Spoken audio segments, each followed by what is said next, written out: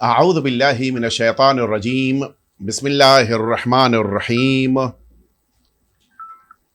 الحمد لأہلہ والصلاة علی اہلہا واللعنۃ علی مستحقہا اما بعد فقد قال اللہ الحکیم فی کتابہ المبین وہو اصدق الصادقین وقولہ الحق بسم اللہ الرحمن الرحیم انا ارسلنا نوحا الى قومه ان انذر قومك من قبل ان يأتيهم عذاب علیم صدق اللہ العلی العظیم وصدق رسولہ الکریم ونحن على ذلك من الشاہدین والشاکرین والحمد للہ رب العالمین۔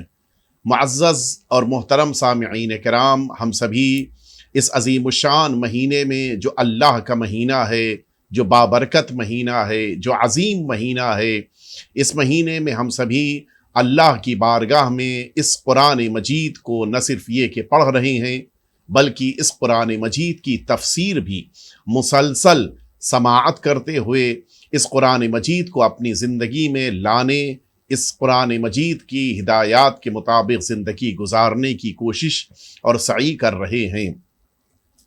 الحمدللہ اس علی ٹی وی پر اس قرآن مجید کا یہ سلسلہ 7 سال سے مسلسل جاری ہے اور آپ کی خدمت میں مسلسل قرآن مجید کی تفسیر پیش کی جاتی ہے۔ آپ سبھی نہ صرف یہ کہ کھلے دل کے ساتھ اس چینل کے اس پروگرام کو پسند کرتے ہیں بلکہ اس کے سلسلے میں اپنی مفید آراء بھی بھیجتے ہیں، جو واقعاً لائق تحسین ہے۔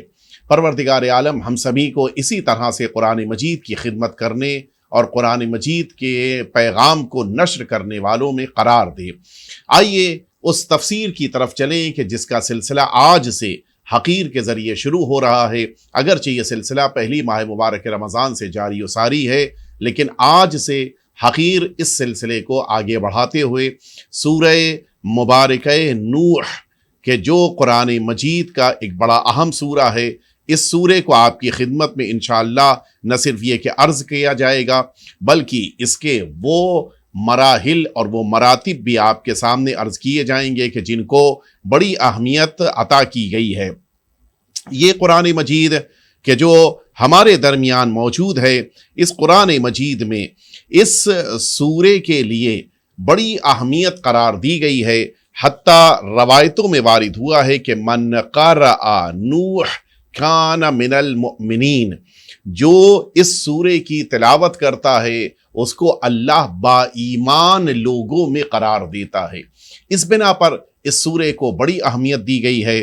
فرمایا کہ یہ وہ سورہ ہے کہ جس سورے کو پڑھنے والے کو پروردگار عالم نبیوں پر، خاص طور سے جناب نوح پر ایمان رکھنے والوں میں قرار دیتا ہے، اور فرمایا کہ یہی وہ قرآن مجید کا سورہ ہے کہ جس سورے کو پڑھنے کی بنا پر اگر کوئی شخص اس قرآن مجید کے اس سورے کو اپنی واجب نماز میں یا اپنی مستحبی نمازوں میں پڑھے، اسکنہ اللہ تعالی مساکن الابرار، اللہ اس کو نیک لوگوں کے درمیان رہنے کا گھر عطا کرتا ہے۔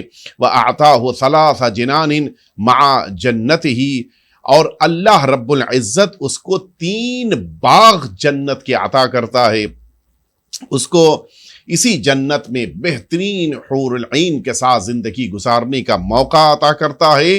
یہ پروردگار عالم کی طرف سے برکتیں اس انسان کے لیے کہ جو اس مبارک سورے کو اپنی زندگی میں، اپنی نمازوں میں، اپنی تلاوتوں میں، اپنی قراتوں میں قرار دیتا ہے۔ بڑا اہم سورہ ہے اور ہمیں اس سورے کی طرف توجہ دیتے ہوئے اس بات کو سمجھنا چاہیے کہ یہ شرف ہے ان نبیوں کا کہ جن کا تذکرہ قرآن مجید میں نہ صرف یہ کہ وارد ہوا بلکہ اللہ رب العزت نے بعض نبیوں کے نام پر بعض سورے قرار دیے۔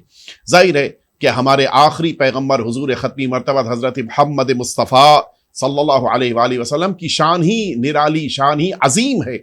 ان کے نام نامی سے قرآن مجید کے ایک سورے کا موسوم ہونا یہ قرآن مجید کی عظمت ہے، رسالت مآب کے لیے عظمت میں اضافے کا سبب نہیں ہے۔ لیکن بقیہ انبیاء کرام کہ کتاب آخری نبی کی ہے کتاب قیامت تک باقی رہنے والی ہے، اس کتاب میں ان نبیوں کا بھی تذکرہ آ جائے، اور نہ صرف یہ کہ تذکرہ ہو بلکہ ان نبیوں کے نام سے سورہ قرار دیا جائے، یہ بڑی اہمیت رکھتا ہے۔ قرآن مجید میں اللہ رب العزت 6 سورے ایسے ہیں کہ جن کو نبیوں کے نام پر قرار دیا ہے، اور ان 6 کے درمیان سب سے زیادہ عظمت آخری پیغمبر کی ہے، اسی لیے سب سے زیادہ نام بھی آخری پیغمبر کے ہی نام نامی سے سوروں کے رکھے گئے ہیں۔ سب سے پہلے میں عرض کروں، اس قرآن مجید میں جس نبی کے نام سے سورہ قرار دیا گیا وہ جناب نوح ہے، ان کے بعد جناب ابراہیم، جناب یونس، جناب یوسف، جناب ہود، اور آخری پیغمبر صلی اللہ علیہ وآلہ وسلم کے جن کے نام نامی سے پروردگار عالم نے اس قرآن مجید کے سوروں کو قرار دیا۔ اور اسی طرح سے اللہ رب العزت نے اور بھی بہت سے سورے، جیسے سورہ یاسین آخری پیغمبر کے نام نامی سے موسوم کیا، سورہ مزمل، سورہ مدثر، طٰہٰ، یہ وہ سورے ہیں کہ جو رسالت مآب کے نام سے اللہ رب العزت نے موسوم کرتے ہوئے اس قرآن مجید کو بڑی عظمت عطا فرمائی۔ میں اس طرح سے اللہ رب العزت نے 6 سورے قرآن مجید میں ایسے ہیں کہ جو نبیوں کے نام پر قرار دیے، اور میں اسی درمیان یہ بات بھی عرض کر دوں کہ خود قرآن مجید میں 26 انبیاء کرام کے نام وارد ہوئے ہیں، وہ بھی اس لیے ہمارے ذہنوں میں ہونا چاہیے تاکہ ہم بھی متوجہ رہیں۔ اللہ رب العزت نے جناب آدم، جناب نوح، جناب ادریس، جناب صالح، جناب ہود، جناب ابراہیم، جناب اسماعیل، جناب اسحاق جو ان کو 2 بیٹے ہیں، جناب یوسف جو جناب یعقوب کے بیٹے ہیں، جناب یعقوب کا بھی نام کہ جو جناب اسحاق کے بیٹے، اور ان کے بیٹے جناب یوسف، ان کے نام پر قرآن مجید کا سورہ، جناب لوط، جناب موسیٰ، جناب ہارون، جناب شعیب، جناب زکریا، جناب یحییٰ، جناب عیسیٰ، جناب داؤد، جناب سلیمان، جناب الیاس، جناب الیسع، یہ ایک نبی کا نام، جناب ذوالکفل، جناب ایوب، جناب یونس، جناب عزیر، اور آخری پیغمبر حضور ختمی مرتبہ حضرت محمد مصطفیٰ صلی اللہ علیہ وعلیہم وآلہ علیہم الصلاۃ والسلام کی شان میں ان کی عظمت کو بیان کرتے ہوئے اس قرآن مجید میں ان سبھی کے نام کا ذکر اللہ رب العزت نے فرمایا۔ یہ اس قرآن مجید کی عظمت ہے کہ اس قرآن مجید نے مختلف انبیاء کرام کے ناموں کے ساتھ سورے قرار دیے تاکہ انسان متوجہ ہو جائے کہ اس کی زندگی کے لیے بڑا اہم مرحلہ ہوتا ہے کہ وہ اللہ رب العزت کی بارگاہ میں جب آ کر بیٹھے تو اسے یہ پتہ ہو کہ اس کے پروردگار نے اسے کیا پیغام دیا ہے۔ اس مبارک اور عظیم سورے میں اللہ رب العزت نے اس عظیم نبی کا تذکرہ کیا ہے کہ جو نبی سب سے زیادہ اس حیثیت سے عظمت رکھتے ہیں کہ آپ کو اللہ رب العزت نے پہلا اس دنیا میں آنے والے انبیاء کرام کے درمیان وہ پہلا نبی قرار دیا کہ جنہیں صاحب شریعت قرار دیا۔ صاحب شریعت ہونے کے معنی یہ ہے کہ اللہ نے آپ کو یہ شرف دیا کہ دنیا میں اپنی شریعت کو آپ کے ذریعے سے سب سے پہلے بھیجا۔ آپ واقف ہیں کہ اللہ رب العزت نے 5 انبیاء کرام کو اولو العزم بنایا۔ ان 5 انبیاء کرام میں سب سے پہلی ذات جناب نوح کی ہے، اور انہی کی بنا پر یہ سورہ بھی نوح کے نام سے موسوم کیا گیا۔ جناب نوح ایسے نبی ہیں کہ جن کا تذکرہ اس قرآن مجید میں اس طرح سے کیا گیا کہ آپ کی جو تبلیغ کی مدت ہے، کہ جتنی مدت آپ نے روئے زمین پر انسانوں کی ہدایت کی ہے، اللہ نے اس کا بھی تذکرہ قرآن مجید میں کیا۔ فرمایا قرآن مجید نے کہ 950 سال جناب نوح نے اس روئے زمین پر صرف لوگوں کے درمیان تبلیغ کی ہے۔ اتنی لمبی عمر ذکر آئے گا اس سورے میں درمیان میں، لہٰذا اس وضاحت کی طرف میں آپ کو لے کے نہیں جانا چاہ رہا ہوں۔ یہی وہ اکیلے نبی ہیں کہ جن کا قرآن مجید نے تذکرہ کیا کہ ان کی زوجہ، ان کے بیٹے اور ان کی قوم نے بھی ان کی مخالفت کی۔ یہ وہ نبی ہیں کہ جنہوں نے سب سے زیادہ لمبی عمر اس روئے زمین پہ گزاری ہے، اور آپ ہی کے ذریعے سے انسانیت کو دوبارہ اللہ نے بچایا ہے۔ اسی بنا پہ آپ کو آدم ثانی بھی کہا جاتا ہے۔ جناب آدم وہ ہیں کہ جن کی بنا پر اس روئے زمین پر انسانیت اور آدمیت کو اللہ نے شروع کیا، اور جناب نوح وہ ہیں کہ جن کی بنا پر اس روئے زمین پر جب ساری انسانیت ختم ہو رہی تھی، سارے آدمی اس دنیا سے مٹ رہے تھے، اس موقع پہ اللہ رب العزت نے جناب نوح کے ذریعے سے کچھ انسانوں کو بچایا۔ اب نتیجہ یہ ہے کہ اس دنیا میں جتنے بھی انسان پھیلے ہوئے ہیں وہ سب جناب نوح کی بنا پر اس روئے زمین پہ آج باقی ہیں، اسی لیے آپ کو آدم ثانی کے لقب سے بیان کیا گیا ہے۔ وہ پہلے نبی کہ جن کو اللہ رب العزت نے کتاب دی، کہ جن کے پاس اللہ کی طرف سے صحیفہ آیا اور اسی کے ذریعے سے آپ نے پھر لوگوں کی ہدایت کی، لوگوں کو بتایا کہ اصل دین کیا ہے، شریعت کیا ہے۔ آپ وہ پہلے نبی ہیں کہ جن کی دعا پر اللہ نے لوگوں پر عذاب کو نازل کیا۔ یہ بڑی اہمیت رکھتا ہے، اللہ کی بارگاہ میں نبیوں کی دعا قبول ہوتی ہے۔ نبیوں کو پروردگار عالم نے یہ درجہ، یہ رتبہ، یہ شرف دیا ہے کہ ان کی دعاؤں کو اللہ رب العزت کبھی بھی رد نہیں کرتا۔ قرآن مجید کہہ رہا ہے، بسم اللہ الرحمن الرحیم، انا ارسلنا نوحا الی قومہ، ہم نے، قرآن مجید کہہ رہا ہے کہ نوح کو بھیجا ان کی قوم کی طرف، کس کام کے لیے؟ انذر قومک، مقصد یہ ہے، پیغام یہ ہے کہ آپ اپنی قوم کا انذار کریں، انہیں ڈرائیں، ان کے دل میں خوف پیدا کریں، جو اصل نبیوں کا کام ہے۔ من قبل ان یاتیہم عذاب علیم، اس سے پہلے کہ ان تک عذاب پروردگار آئے، ان کی یہ ذمہ داری قرار دی اللہ نے کہ عذاب کے آنے سے پہلے اپنی قوم کو متوجہ کرائیں، اور اصل مقصد یہ ہے کہ اپنی قوم کو عذاب پروردگار سے بچا لیا جائے۔ یہیں پر میں اس بات کی طرف متوجہ کرانا چاہوں گا، اللہ اگرچہ لوگوں پر، امت پر، قوم پر، زمین پر رہنے والوں پر عذاب کرتا ہے، لیکن نبیوں کے ذریعے سے ان کی ہدایت کر کے، انہیں متوجہ کرا کے، ان کے دلوں میں خوف پیدا کر کے چاہتا ہے کہ اس عذاب سے لوگ بچ جائیں۔ یعنی اللہ کو عذاب تو نازل کرنا ہے، لیکن یہ اس کی پسند میں شامل نہیں ہے کہ انسان فنا کر دیے جائیں، انسان مٹا دیے جائیں، ختم کر دیے جائیں۔ یہ اللہ کی پسند نہیں ہے، بلکہ اللہ کی پسند یہ ہے کہ لوگ ہدایت پالیں، لوگ ہدایت کے راستے پر چل پڑیں۔ ہدایت کے راستے پر چل لینے کی بنا پر یہ انسان خود کو عذاب سے بچا لیں۔ یہ ہے محبت پروردگار ان لوگوں سے کہ جو اس کے مخلوق کہلاتی ہیں۔ اللہ چاہتا ہے کہ اللہ کے تمام مخلوقات ہدایت حاصل کر کے عذاب سے بچ جائیں۔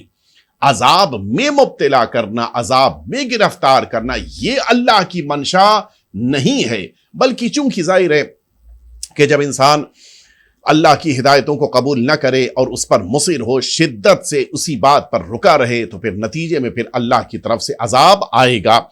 قرآن مجید کہہ رہا ہے کہ بھیجا ہم نے نوح کو ان کی قوم کی طرف کہ وہ اپنی قوم کا انذار کریں، ان کے دلوں میں خوف پروردگار پیدا کریں، تاکہ یہ سب عذاب علیم سے، جو شدید عذاب اللہ کی طرف سے آ رہا ہے، اس سے اپنے کو بچا لے جائیں۔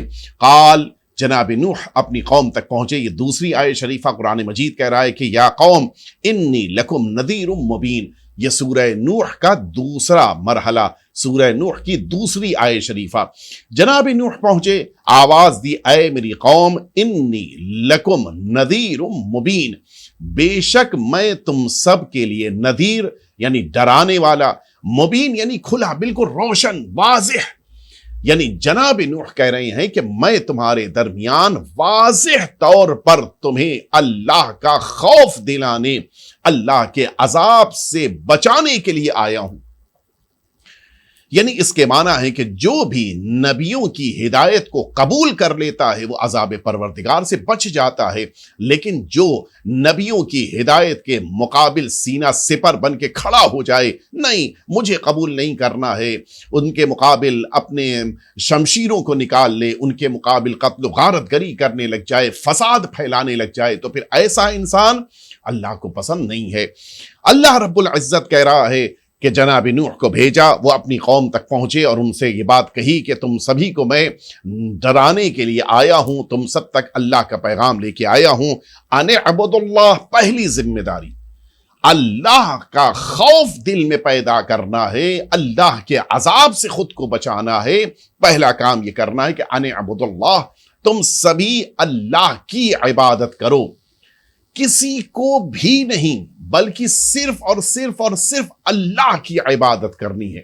کسی کے سامنے سر نہ جھکاؤ، کسی کو اپنا خدا کے علاوہ اپنا پروردگار نہ مانو، صرف اللہ کو خالق مانتے ہوئے، صرف اللہ کو رازق مانتے ہوئے اس کی بارگاہ میں سر بسجود ہو جاؤ۔ واتقوہ، صرف اللہ کی عبادت کر لینا کافی نہیں ہے بلکہ دوسرے مرحلے میں اللہ کا تقوی اختیار کرنا ضروری ہے۔ خدا کا خوف ہونا چاہیے، خدا سے دل میں تقوی رکھنا چاہیے۔ بعض افراد ایسا ہوتا ہے کہ ڈر تو ہوتا ہے لیکن یہ ڈر مجبوری ہوتی ہے لوگوں کی بنا پر۔ اللہ چاہتا ہے کہ لوگوں سے نہیں، اللہ سے ڈرو۔ گناہ ان جگہوں کے اوپر کرنے پہ تیار نہیں ہوتا انسان کے جہاں پر لوگ موجود ہیں، کیوں؟ اس لیے کہ لوگ دیکھ رہے ہیں۔ لیکن یہی انسان خلوت میں، اکیلے میں، تنہائی میں بیٹھ کے اللہ کی بارگاہ میں معصیت کر جاتا ہے، کیوں؟ اس لیے کہ اس کو ڈر تو ہے، اللہ کا ڈر نہیں ہے، لوگوں کا ڈر ہے۔ خدا اسی کے راستے کو بند کرنا چاہ رہا ہے، لوگوں سے نہیں ڈرو، اللہ سے ڈرو۔ اور یہیں پر وہ روایت سامنے آتی ہے کہ جس میں روایتوں نے کہا کہ جو اللہ سے ڈرتا ہے لوگ اس سے ڈرتے ہیں، اور جو لوگوں سے ڈرتا ہے اللہ سے نہیں ڈرتا، ساری دنیا اسے ڈراتی ہے۔ لہٰذا اللہ کا خوف، اللہ کی خشیت انسان کے دل میں ہونی چاہیے، خوف اور تقوی اللہ کے لیے ہونا چاہیے۔ دوسرا مرحلہ اور تیسرا حکم دیا جناب نوح نے اپنی قوم کو کہ وَأَطِيعُونَ، پہلے اللہ کی عبادت کرو، دوسرے مرحلے میں اللہ کا تقوی اختیار کرو، تیسرے مرحلے میں ذمہ داری یہ ہے کہ تم سبھی اللہ کے تقوی کے بعد جناب نوح کہہ رہے ہیں کہ میری اطاعت کرو۔ اس لیے کہ جو پیغام لے کے اللہ کی بارگاہ سے نبی آتا ہے اس کی اطاعت کا بھی بڑا اہم درجہ ہوتا ہے، لہٰذا انسانوں کو اللہ کی اطاعت کے ساتھ ساتھ اللہ کے نمائندے کی اطاعت کرنا بھی ضروری ہے۔ جناب نوح نے تینوں باتیں پہنچا دی، خدا کی عبادت، خدا کا تقوی اور خدا کے طرف سے آنے والے نبی کی اطاعت۔ یہ تینوں چیزیں جمع ہو جائیں گی تو کیا ہوگا؟ یغفر لکم من ذنوبکم، اللہ تم سبھی کے گناہوں کو معاف کر دے گا، وَيُؤَخِّرَكُمْ إِلَىٰ أَجَلٍ مُّسَمًّى، تم سبھی کو زندگی تمہاری بڑھا دے گا، موت کو آگے بڑھا دے گا۔ إِلَىٰ أَجَلٍ إِنَّ أَجَلَ اللَّهِ إِذَا جَاءَ لَا يُؤَخِّرُ لَوْ كُنتُمْ تَعْلَمُونَ، اگر اللہ کی طرف سے آنے والی مدت کو بڑھا دی جائے تو پھر نتیجہ کیا ہوگا؟ جب وقت بڑھ جائے گا تو تمہاری زندگیاں بڑھ جائیں گی۔ یہاں پر اصل بات یہی ہے کہ جس پر ہمیں توجہ دینے کی ضرورت ہے، اللہ کے رسول نے، اللہ کے نمائندے نے، اللہ کے پیغامبر نے یہ بات لوگوں سے کہی کہ اگر تم اللہ کی عبادت کرو، اگر تم اللہ کا تقوی اختیار کرو، اگر تم اللہ کے نبی کی اطاعت کرو تو اللہ تمہارے گناہوں کو معاف کر دے گا۔ یہ ایک مرحلہ۔ دوسرا مرحلہ بڑا اہم ہے کہ اگر تم نے اپنے گناہوں کو اللہ سے بخشوا لیا تو تمہاری عمر بڑھ جائے گی۔ اس کا سیدھا سا معنی یہ ہے کہ انسان کی عمر اس کے گناہوں کی بنا پر کم ہو جاتی ہے۔ انسان اگر اپنی عمر کو بڑھانا چاہتا ہے، اپنے گناہوں کو، اپنی معصیتوں کو اس کو چھوڑنا ہوگا۔ یہی گناہ ہے کہ جو انسان کے لیے عمر میں کمی کا سبب بن جاتا ہے، لہٰذا انسان کو اس پر توجہ دینی چاہیے۔ ہر شخص چاہتا ہے کہ روئے زمین پر لمبی عمر گزارے، اسی لیے اس انسان نے نہ جانے کتنی کوششیں کی ہیں۔ کھانے پینے میں احتیاط کرنا، انسان ورزشیں کرتا ہے، انسان نہ جانے کیا کیا، اور یقیناً یہ ساری چیزیں ضروری ہیں۔ انسان کو اپنی زندگی کو بچانے کے لیے، اپنی عمر کو بڑھانے کے لیے سارے پریکاشنز لینے چاہیے، ساری احتیاطی تدابیر کو مد نظر رکھنا چاہیے، لیکن جو اصل چیز ہے اس پر بھی توجہ ہونی چاہیے۔ وہ اصل چیز کیا ہے؟ جتنے گناہ بڑھیں گے عمر اتنی کم ہوگی، جتنے گناہ گھٹیں گے اتنی عمر بڑھے گی۔ اسی لیے میں روایت عرض کروں آپ کی خدمت میں، ہمارے اور آپ کے چھٹے امام امام جعفر صادق علیہ الصلوۃ والسلام نے جو جملہ فرمایا، بڑا معرکۃ الآراء، بڑا قیمتی جملہ حدیث میں فرماتے ہیں کہ من یموت بالذنوب اکثر ممن یموت بالآجال، اپنی خود نیچرل ڈیتھ کو پانے والے دنیا میں بہت کم ہیں بنسبت ان افراد کے کہ جو اپنے گناہوں کی بنا پر موت کی آغوش میں جا رہے ہیں۔ یعنی گناہ انسانوں کو موت کی طرف لے کر جا رہے ہیں، اور یہی گناہوں سے انسان کا بچ جانا نتیجہ یہ ہے کہ انسان کی عمر لمبی ہوتی ہے، طویل ہوتی ہے، طولانی ہوتی ہے۔ بریک لگ جانے کے اس معنی نہیں ہے۔ بریک کیوں لگتا ہے؟ اس بنا پر کہ انسان نے اپنی زندگی میں احتیاط نہیں کیا۔ بریک کیوں لگا؟ اس بنا پر کہ اس انسان نے اپنی زندگی میں جن چیزوں سے اللہ نے منع کیا تھا ان چیزوں کو اپنی زندگی سے دور نہیں کیا۔ بریک کیوں لگ جاتا ہے؟ اس بنا پر کہ اللہ جن چیزوں کو پسند نہیں کرتا ان چیزوں کو یہ اپنے گلے سے لگا رہا ہے۔ اس کے معنی ہے کہ اللہ کی پسند کو مقدم نہ کرنا، اللہ کی پسند کے مقابل اپنی پسند کو اہمیت دینا، یہ انسانوں کی عمر میں کوتاہی کا سبب بنتا ہے۔ اور ان گناہوں کے درمیان جو سب سے بڑی چیز انسان کے لیے عمر کے گھٹ جانے کا سبب قرار پاتی ہے وہ ہے انسان کا قطع رحم کرنا، یعنی اپنے رشتہ داروں سے اپنے تعلقات کو توڑ لینا، اپنے رشتہ داروں سے تعلقات کو برقرار نہ رکھنا۔ یہ وہ چیز ہے کہ جو خود انسانوں کے لیے بہت زیادہ عذاب کا سبب بنتی ہے۔ یہ وہ چیز ہے کہ جو خود بخود انسانوں کی عمر کو گھٹا دیتی ہے۔ یہ وہ چیز ہے کہ جو خود بخود انسانوں کو موت کی آغوش میں لے کر جاتی ہے۔ لہٰذا ہم سبھی کو گناہوں کی دنیا میں توجہ دینی چاہیے، وہ گناہ کہ جن گناہوں کی بنا پر انسان کو اللہ کی طرف سے یہ عذاب اٹھانا پڑے کہ اس کی عمر کم ہو جائے، اس کے لیے انسان کو بچنا چاہیے۔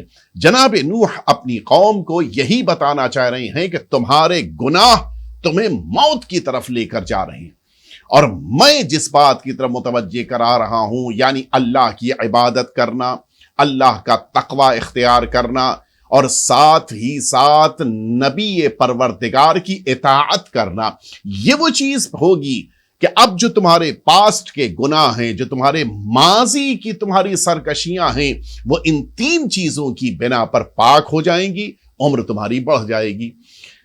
آج بھی انسانوں کو یہ آیے شریفہ آواز دے رہی ہے، اگر تم چاہتے ہو کہ تمہارے گناہ بخش دیے جائیں، اگر تم چاہتے ہو کہ تم سبھی کے لیے اللہ عمر کو بڑھا دے، تو راستے کھلے ہوئے ہیں۔ طریقہ کار یہ ہے کہ عبادت پروردگار، تقوی الہی اور اطاعت پیغمبر، یہ تینوں چیزیں اپنی زندگی میں لے کے آ جائیں، اللہ یقیناً مشکلات سے بھی بچا لے گا، ساتھ ہی ساتھ گناہوں کو بھی پاک کر دے گا۔ معمولاً آپ نے دیکھا ہوگا دنیا میں اگر کسی لباس کے اوپر ایک دھبا لگ جائے تو اس دھبے کے صاف کرنے میں بہت وقت لگتا ہے، بہت ٹائم لگ جاتا ہے، اسپیشلی اگر وہ دھبا کافی اسٹرانگ ہو اور کپڑا بھی وائٹ کلر کا ہو تو بڑا مشکل ہوتا ہے۔ کبھی کبھی ایک بار دو بار دھونے سے وہ صاف نہیں ہوتا بلکہ کئی دفعہ اس کو دھونا پڑ جاتا ہے۔ یہ کرم پروردگار ہے۔ دنیا میں ایک دھبے کو صاف کرنے کے لیے کتنا وقت لگ جاتا ہے، لیکن یہی بندہ اگر اللہ کی بارگاہ میں اپنے دل پر گناہوں کی بنا پر بیٹھ جانے والے سفید کو سیاہ بنا دینے والے اس دھبے کو پاک کرنے کے لیے اللہ کی بارگاہ میں بیٹھ کے استغفار کرتا ہے، اللہ کی بارگاہ میں بیٹھ کے دعائیں کرتا ہے، شب قدر میں ہاتھوں کو اٹھا کر اللہ سے مناجات کرتا ہے، اللہ اس کے گناہ معاف کر دیتا ہے۔ وہاں پر یہ اللہ آواز نہیں دیتا کہ نہیں ابھی رک جاؤ، ایک دفعہ میں نہیں ہوگا، 3-4 دفعہ 10-20 دفعہ مثلا دھویا جائے گا اور اس کے بعد صاف کیا جائے گا اور اس کے بعد 1 سال لگ جائے گا۔ نہیں، یہ کرم پروردگار ہے کہ اس دل پر پڑ جانے والے سیاہ دھبے کو فوراً صاف کر دیتا ہے، لیکن بس شرط یہی ہے کہ بندہ اللہ کی بارگاہ میں بیٹھ کے استغفار کرے۔ اللہ نے کبھی بھی ایسا نہیں ہوا کہ وقت گزرتا گیا ہو اور اللہ نے اپنے دروازے بند کر لیے ہوں. اللہ نے کبھی بھی اپنی رحمت کے دروازے، مغفرت کے دروازوں کو بند نہیں کیا، کھلا رکھا. جو بھی نبی اس دنیا میں آیا اس نبی نے پیغام یہی دیا، اور اس پیغام کے نتیجے میں قبول کر لینے والوں کو اللہ نے ہمیشہ دامن عفو میں جگہ دی. ہمیشہ ان سبھی کے لیے پروردگار عالم نے دروازے اس طرح سے کھول کے رکھے کہ انہوں نے اپنی زندگیوں کو کامیاب محسوس کیا. حقیقتاً انسان آج بھی جب سورہ نوح کی ان آیتوں کو پڑھتا ہے اور یہ اس کے سامنے مسئلہ آتا ہے کہ اللہ رب العزت وعدہ کر رہا ہے کہ گناہوں کو معاف کر دے گا بشرطے کہ ان 3 چیزوں کو اختیار کر لیا جائے، خود بخود انسان اللہ کی طرف بڑھتا ہے.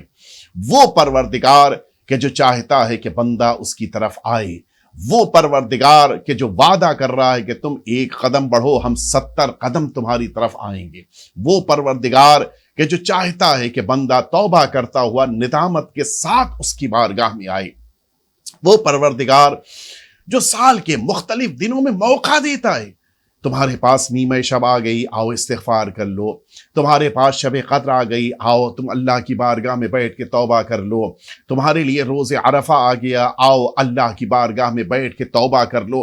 اللہ مختلف موقع بار بار دیتا ہے کہ شاید اب یہ میرا بندہ میری بارگاہ میں بیٹھ کے توبہ کر لے، شاید یہ میرا بندہ اب میرے پاس آ جائے اور ندامت کے آنسو اس کی آنکھوں میں آ جائیں، شاید ممکن ہے کہ اب یہ میرا بندہ میری بارگاہ میں واپس آ جائے اور مجھ سے دعا کرے.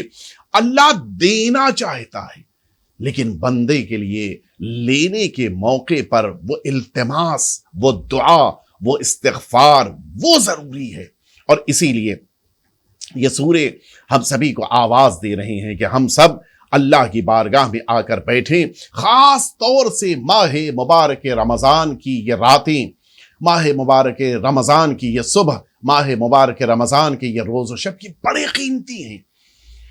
ہمیں اللہ کی بارگاہ میں واپس آنے کے موقع دیے جا رہے ہیں، بہانے اللہ دے رہا ہے. آؤ اس مبارک مہینے میں اللہ کی بارگاہ میں آؤ، قرآن مجید سے درس لیتے ہوئے اہل بیت اطہار کی بارگاہ میں بیٹھ کے تم اللہ کی بارگاہ میں ان کو وسیلہ بنا کر تم دعا کرو. کون سی دعا ہے جو اللہ قبول کرنے والا نہیں ہے؟ قرآن مجید صاف کہہ رہا ہے کہ وَلَوْ أَنَّهُمْ إِذْ ظَلَمُوا أَنفُسَهُمْ جَاءُوكَ، اے پیغمبر اگر انہوں نے گناہیں کی ہیں اور یہ سب آپ کے پاس آئیں اور اس کے بعد اللہ کا رسول ان کے لیے استغفار کرے، وَاسْتَغْفَرَ لَهُمُ الرَّسُولُ، ان کے لیے اللہ کا رسول استغفار کرے. گناہ انہوں نے کیا ہے، توبہ اللہ کا رسول کر رہا، معصیتیں ان کی ہیں، استغفار رسول فرمائے. نتیجہ کیا ہوگا؟ لَوَجَدُ اللَّهَ تَوَّابًا رَحِيمًا. قرآن مجید کہہ رہا ہے کہ نتیجے میں یہ اللہ کو تواب یعنی بہت زیادہ توبہ قبول کرنے والا، رحیم بہت زیادہ رحمت کرنے والا پائیں گے. اللہ چاہتا ہے کہ انسان خدا کی بارگاہ میں واپس آئے، اور اسی لیے جناب نوح کا بھی یہی انداز تھا. ذکر آئے گا انشاءاللہ. اپنی قوم کے پاس بار بار آتے تھے، سمجھاتے تھے، ان کو ڈراتے تھے، ان کے دلوں میں اللہ کا تقوی پیدا کرنے کے لیے ساری باتیں بیان کرتے تھے، اللہ سے پیغام لے کر اپنی امت تک پہنچاتے تھے. لیکن ظاہر ہے کہ یہ امت ماننے پر تیار نہیں تھی.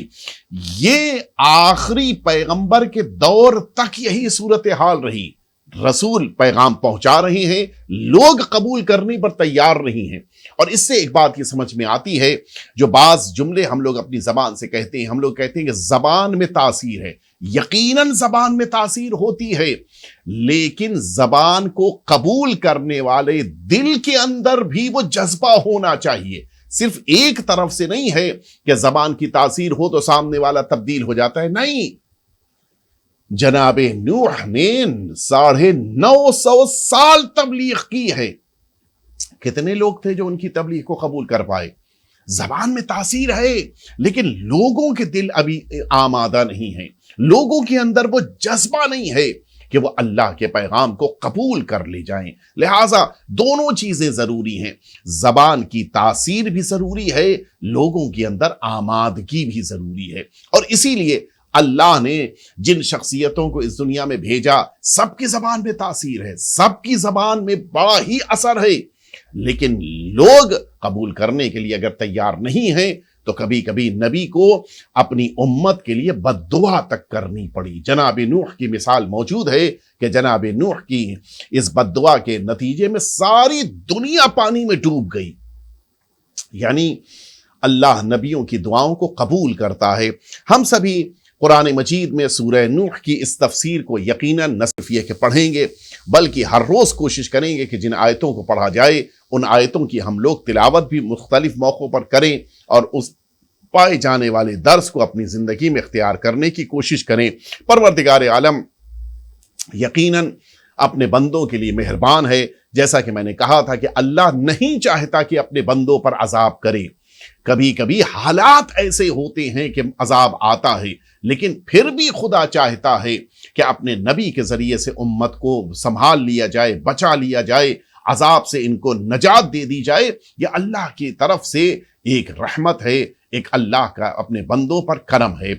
پروردگار عالم کی بارگاہ میں آئیے دعا کریں، الہی بحق الزہرا و ابیہا و بعلہا و بنیہا و سر المستودع فیہا، پروردگار اس مبارک اور عظیم سورہ کا واسطہ اور قرآن مجید کا واسطہ، اہل بیت اطہار کا واسطہ، ہم سبھی کے آقا اور مولا کے ظہور میں تعجیل فرما اور ہم سبھی کو اہل بیت اطہار کی تعلیمات اور قرآن مجید کے احکام پر عمل پیرا ہونے کی سعادت عنایت فرما۔ وصلی اللہ علی سیدنا محمد وآلہ الطیبین الطاہرین۔ آپ سبھی حضرات سے بصد ادب التماس ہے کہ ایک دفعہ سورہ حمد اور 3 دفعہ سورہ توحید کی تلاوت فرما کے جن مرحومین کے نام آپ کی خدمت میں عرض کیے جا رہے ہیں ان تمام مرحومین کو ایصال فرما دیں۔ مرحوم انور علی راشد وشرام، مرحومہ زہرا یوسف عبداللہ بنانی، مرحوم ذوالفقار علی انور علی راشد وشرام، مرحومہ فاطمہ حسین قاسم وشرام، مرحومہ شیرین حسین علی داودانی، مرحوم حسین علی نور، محمود محمد داودانی، مرحومہ زرینہ بائی ہرجی والی، مرحومہ رقیہ بائی ہرجی والی، آل فیملی مرحومینز آف کل مرحومین مؤمنین اور مؤمنات، مسلمین اور مسلمات، ان سبھی کو اور جن مرحومین کے نام لیے ان کے خاندان والوں کو ایصال فرما دے۔ وصلی اللہ علی سیدنا محمد وآلہ الطیبین الطاہرین۔ اب موقع ہے آج کے سوال کا کہ جو آپ سے تفسیر کے درمیان باتیں بیان کی گئیں انہی میں سے ایک سوال آپ سے پوچھا جائے تاکہ اس کے لیے آپ فوراً صحیح جواب بھیج کر آج کے انعام کے مستحق قرار پائیں۔ آئیے میں آپ کو لے کر چلوں آپ کے درمیان بتائی گئی تفسیر میں سے سوال۔ آج میں نے آپ کے درمیان ذکر کیا کہ قرآن مجید میں کچھ نبیوں کا ذکر وارد ہوا ہے اور یہ بھی بتایا کہ کچھ نبیوں کے نام پر قرآن میں سورے اللہ نے قرار دیے۔ کتنی تعداد بیان کی، کتنے نبیوں کے نام، سب کے نام نہیں، تعداد، کتنے نبیوں کی تعداد قرآن میں بیان کی گئی ہے کہ جن کے نام آئے، اور کتنے نبیوں کے نام پر قرآن میں سورے قرار دیے گئے۔